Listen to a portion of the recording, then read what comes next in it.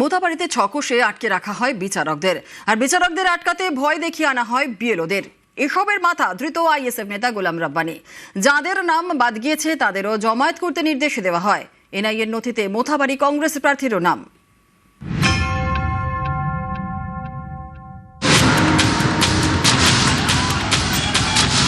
পয়লা April মালদায় অশান্তি, নামবাদের প্রতিবাদে কালিয়াচক ২ নম্বর বিডিও অফিসে ঘন্টার পর ঘন্টা ঘেরাও করে রাখা হয় 7 বিচারককে। তাঁদের গাড়ি ভাঙচুর করা হয়। এই ঘটনার তদন্ত করছে এনআইএ।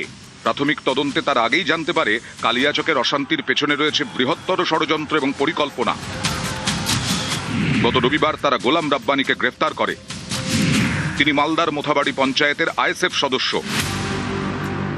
আইএসএফ কে কালিমা লিপ্ত করার চেষ্টা হচ্ছে, এর কোনো ভিত্তি নেই। আইএসএফ কোনোদিন আইন বিরুদ্ধ, সংবিধান বিরুদ্ধ কাজ করে না। স্থানীয়দের জিজ্ঞাসাবাদ করে এনআইএ জানতে পেরেছে পয়লা এপ্রিল পরিকল্পনা করেই বিচারকদের আটকানো হয়। এর জন্য হাতিয়ার করা হয়েছিল এসআইআর এর কাজে নিযুক্ত বিএলওদের। আইএসএফ নেতা গোলাম রাব্বানীর নির্দেশে ভয় দেখানো হয় একাধিক বিএলওকে। বিএলওদের বলা হয় যাদের নাম বাদ গেছে তাদের নাম তালিকায় তোলার জন্য গ্রামবাসীদের হয়ে বিচারকদের কাছে দাবি জানাতে। শুধু তাই নয়, বিচারকদের আটকে রাখতে বাদ যাওয়াদের জড়ো হওয়ার নির্দেশ দেওয়া হয়েছিল।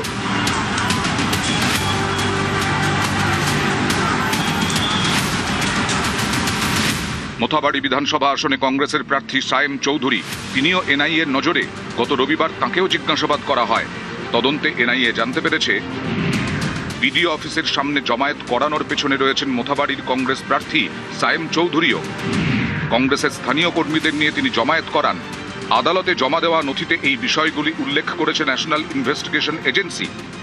এনআইএ বড় একটি রেপুটেড অর্গানাইজেশন, কিন্তু এখন যারা এই ডিপার্টমেন্টে কাজ করছে তারা কি তাদের সত্তাকে বেঁচে দিলে? সাধারণ মানুষ, তাদের ভোটার লিস্টের নাম নেই, তারা বিক্ষোভ করেছে।